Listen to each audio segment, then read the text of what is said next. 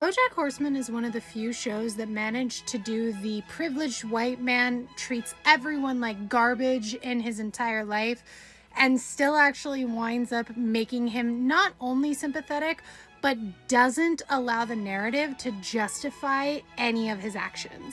When I say BoJack is a white man, effectively, he's a white man. I know he's a horse, but he moves through the world of BoJack Horseman with the privilege of a white man. And all of the people that he's based off of are white men.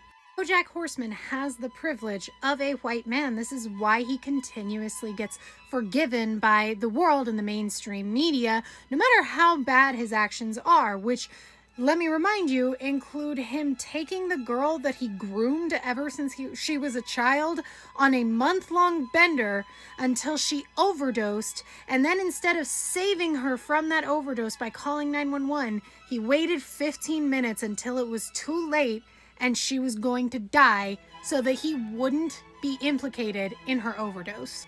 Yeah, he does get canceled for that, and he does eventually serve time, but by the end of the show, it is implied that should he want to continue an acting career, he would still be able to, and he would still be able to find some sort of success with it. It's a common thing that happens with white men in media. Louis C.K., anyone? But where BoJack excels is that even though it shows that the world might forgive you, people who know you and are affected by your actions probably will not. Because even though he will probably find opportunities for his career after this, most of his friends heavily distance themselves from him. Make it clear that they cannot be friends with him anymore the way that they were. They can't support him because it's not good for their mental health.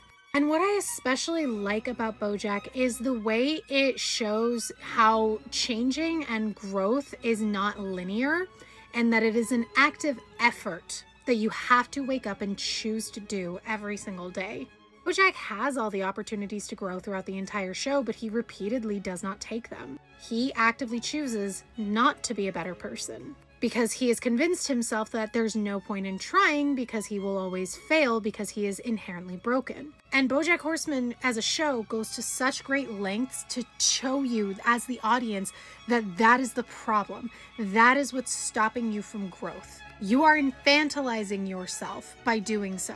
I love that the show always shows the permanent real consequences of you choosing not to grow, while still implying that BoJack actually will grow and that he does want to choose to be better. I think it's actually a really, really well done arc. They had such a fine line to balance and they balanced it perfectly.